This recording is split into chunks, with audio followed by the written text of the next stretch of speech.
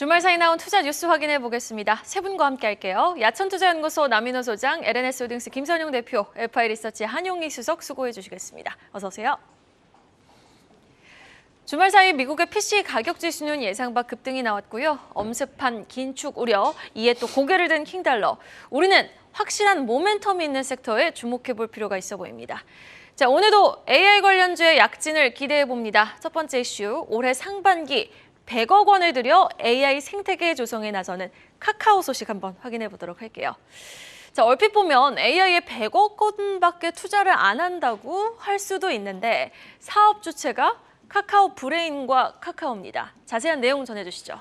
네, 카카오가 올해 상반기 중에 최소 100억 원 규모의 펀드를 만들어서 이제 AI 스타트업 생태계 조성에 나선다는 그런 소식이 나왔습니다.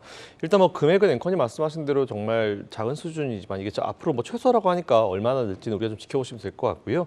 아울러 미국 기업 메타가 이제 챗 GPT의 대항마를 공개했다는 그런 소식까지 한번 쭉 설명드려보겠습니다. 챗 GPT로 촉발된 생성형 AI죠. 이제 경쟁이 국내외 빅테크를 중심으로 현재 굉장히 좀 치열해지는 분위기입니다. 이 가운데 AI 사업 파트너로 참신한 아이디어가 주목인 스타트업과 함께 카카오가 한번 이걸 끌어가 보겠다라는 그런 전략을 내세웠습니다.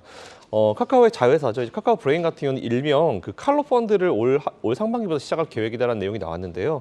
또 만약 이제 이 해당 프로젝트가 유의미한 성과를 내는 경우에는 2호, 3호로 이제 펀드를 확대하겠다라는 그런 계획도 발표를 했습니다. 뭐 일단 잘 되면은 계속하고 안 되면 안 하겠다 뭐 그런 표현으로 좀 쓰시면 될 것 같고요.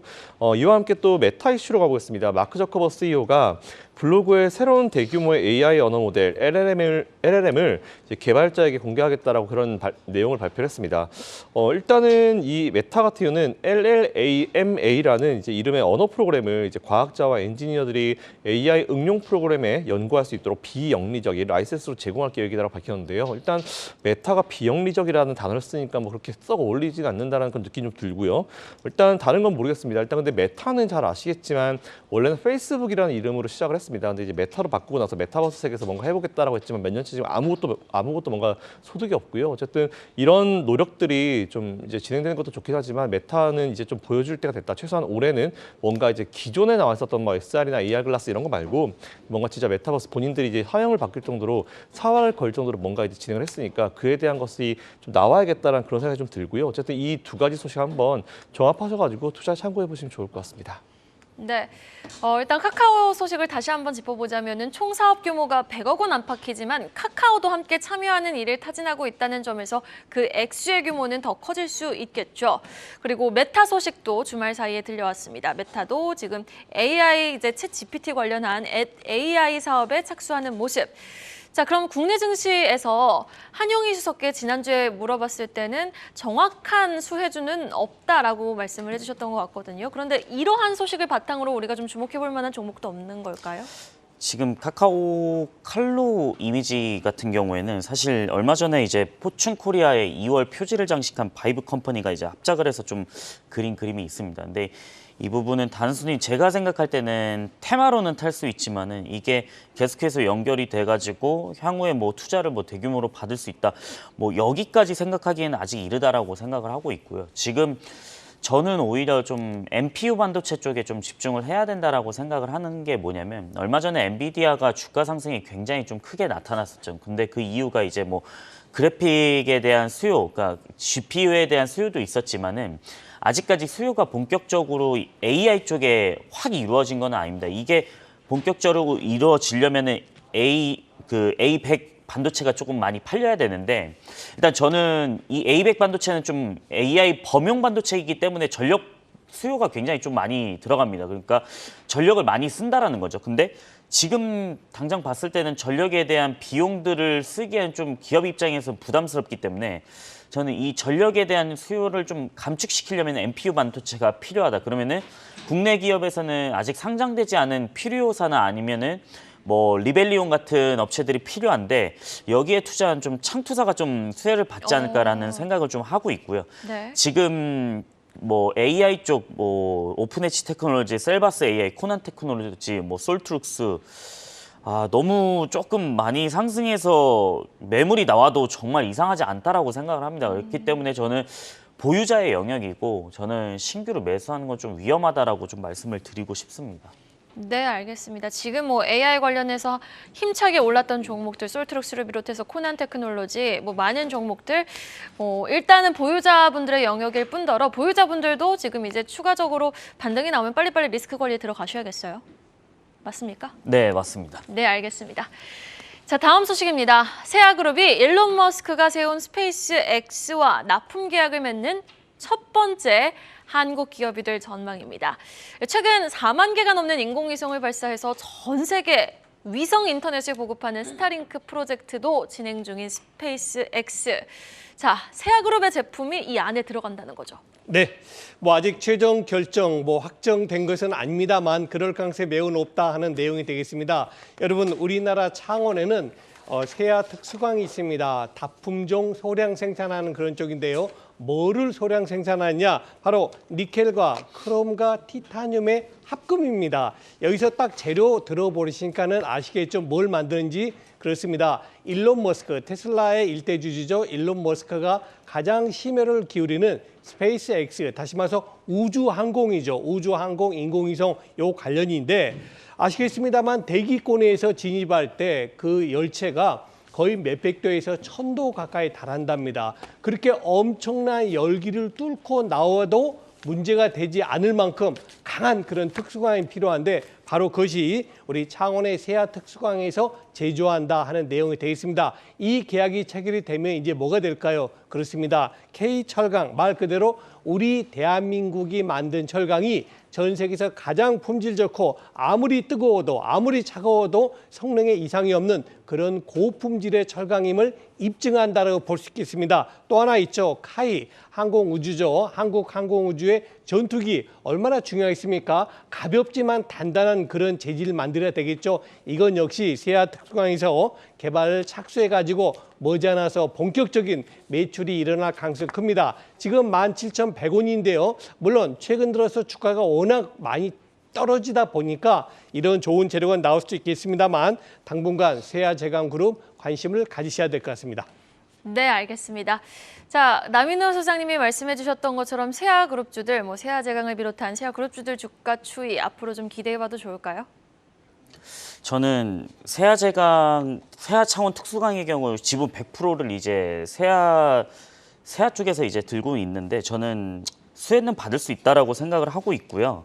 근데 일단은 이 가능성 아직까지 협력이라고 얘기를 했거든요. 근데 제가 생각했을 때 좀 가능성이 좀 크다라고 생각을 합니다. 그 이유가 뭐냐면 일단 이 냉간 하면 강철 합금의 경우에는 그 스타쉽 프로젝트에만 쓰이는 게 아니고 이번 연도 말에 이제 출시를 할 예정입니다. 여기에 이게 사이버 트럭에 들어가는데 사이버 트럭에 대한 생산까지 좀 생각을 하고 있다라고 저는 생각을 합니다. 그렇기 때문에 어쨌든 지금 이 특수강의 같은 경우에는 정말 많이 필요하다라고 생각을 하고 있고요. 지금 사이버 트럭 같은 경우는 150만 대 이상 예약이 많이 걸려 있습니다. 지금은 너무 많이 걸려 있기 때문에 예약을 아예 받지는 않고 있고요. 근데 얼마 전에 이제 발사한 스타쉽 같은 경우에는, 그러니까 스타쉽은 이제 2월 말에서 이제 3월 초쯤에 이제 그 발사를 하게 되는데, 얼마 전에 발사한 나사의 SLS 로켓보다 추진력이 2배입니다. 이 엔진 같은 경우에. 근데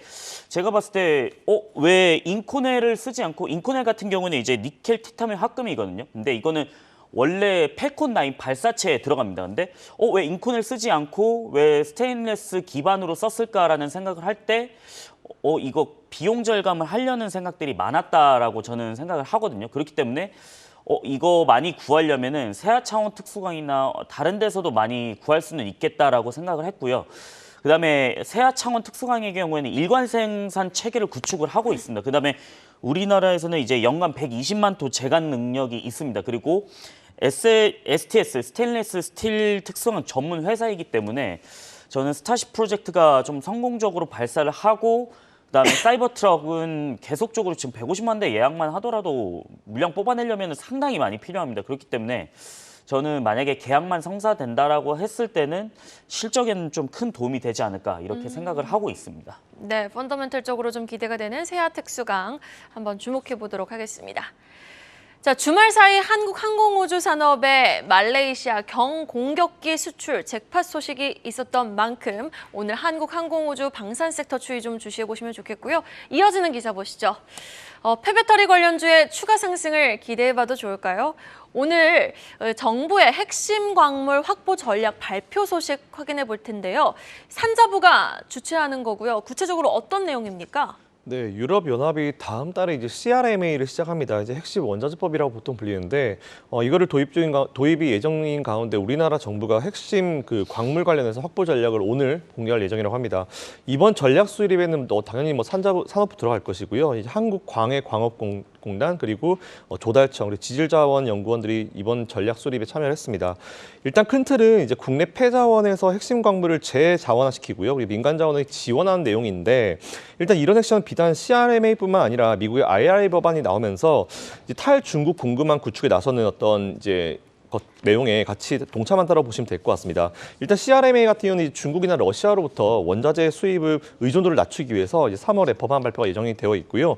IRA 역시 올해부터는 핵심 광물과 주요 부품을 일정 비율 미국이나 아니면 미국과 FTA를 체결한 국가에서 가져오는 그런 것이 아예 법으로 되어 있기 때문에 일단 이거에 대해서 우리나라도 좀 어느 정도 이제 대응을 해야 될 것 같습니다.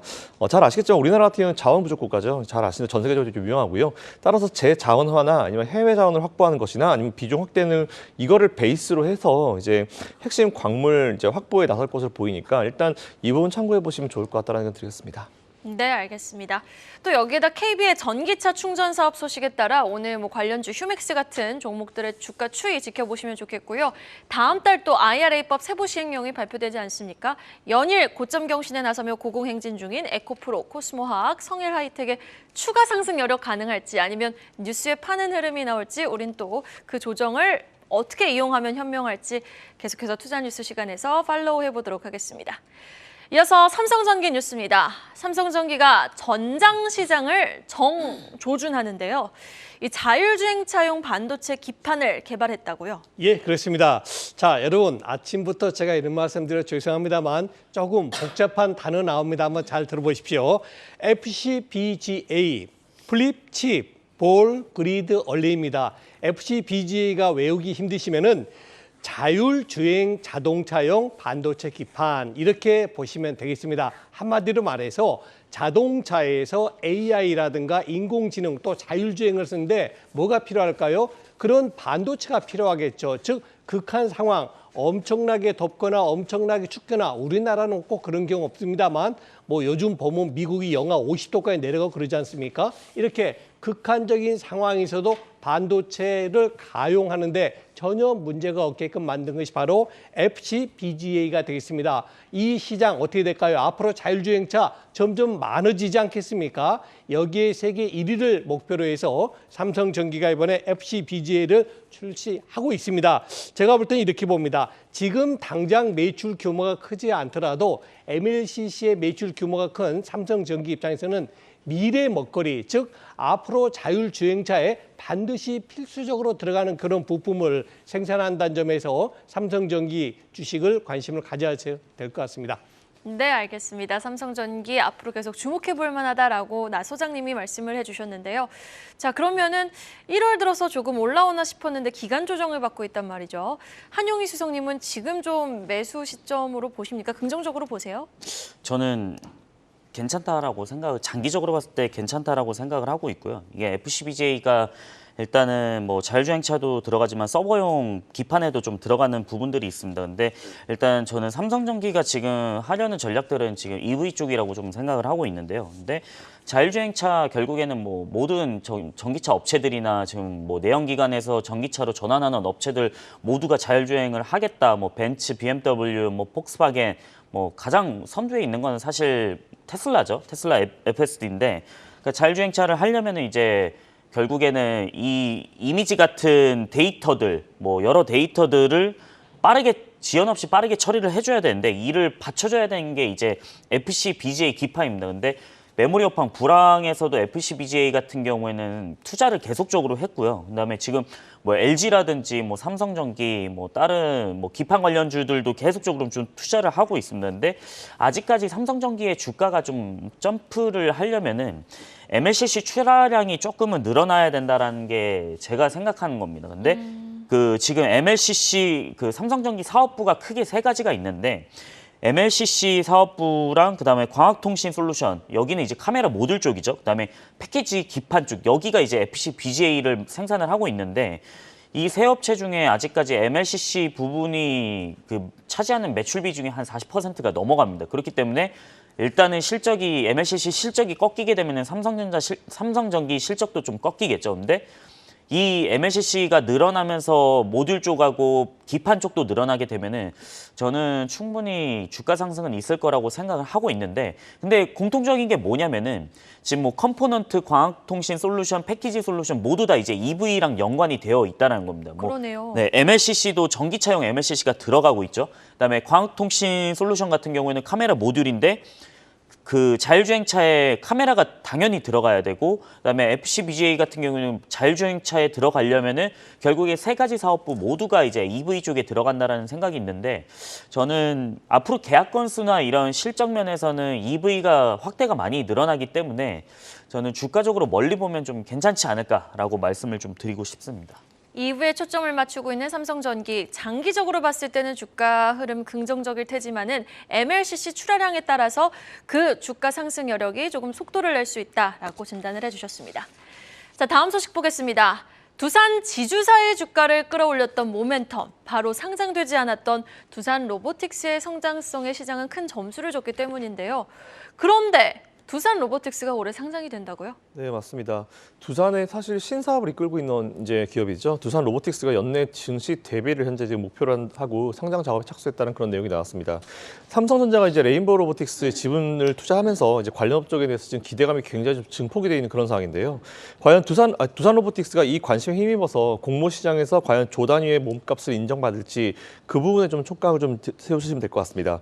두산 로보틱스 같은 경우는 국내 1위입니다. 이제 글로벌 5위의 협동 로봇 제조 회사이고요. 매년 폭발적인 성장세가 현재 지금 이루어지고 있는 기업인데 2021년도에는 이제 2020년 대비해서 180% 성장했고 매출이 370억 나왔습니다. 그리고 작년에는 17.2% 증가한 450억 매출을 달성을 했고요.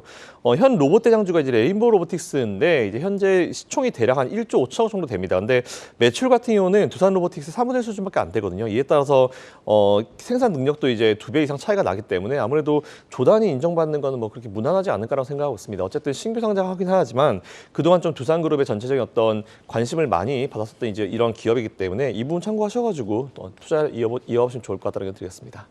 국내 1위 그리고 글로벌 5위의 협동 로봇 제조 회사 두산 로보틱스의 상장 소식.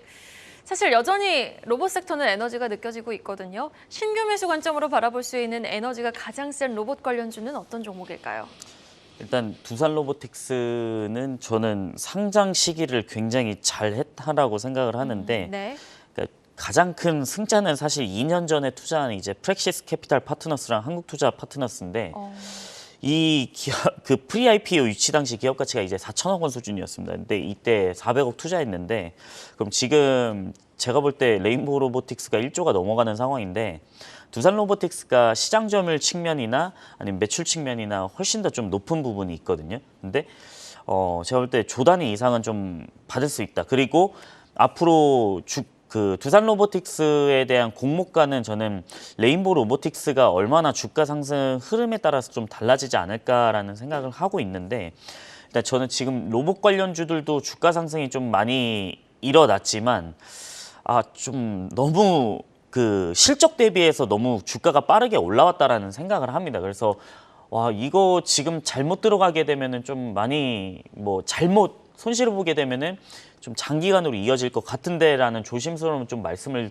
드리고 싶고요. 그다음에 그나마 조금 괜찮다라고 하면은 저는 제우스라는 좀 기업을 좀 말씀을 드리고 싶은데 제우스 같은 경우에는 숨어 있는 좀 로봇주입니다. 지금 뭐 우리가 흔히 하는 이제 커피에 반하다라는 바리스타 로봇에서 들어가고 있고 그다음에 뭐 일반적으로 뭐 협동 로봇도 있지만은 이렇게 그 소매 업체에 들어가는 그 로봇들도 있거든요. 그 대표적인 게 이제 뉴로메카였죠. 뉴로메카 같은 경우에는 교촌치킨하고 이제 맞아요. 협동을 해가지고 좀 많이 이슈가 된 부분이 있는데 제우스는 아직까지는 좀 이슈가 안 된 부분들도 있고 그래서 일단은 저는 두산 로보틱스가 지금 이렇게 매출이 잘 나오고 있고 두산 로보틱스 시리즈를 보시면은 각각 시리즈만 M 시리즈, A 시리즈, H 시리즈가 있는데 모델이 총 10개가 있습니다. 근데 이제 각 모델마다 가반 중량이나 작업 반경이 조금씩 다르기 때문에 이거는 산업 환경이나 어떤 환경에 따라서 좀 달라지게 됩니다. 근데 이 시리즈들을 봤을 때 앞으로 이 작업 반경이나 정밀 밀도가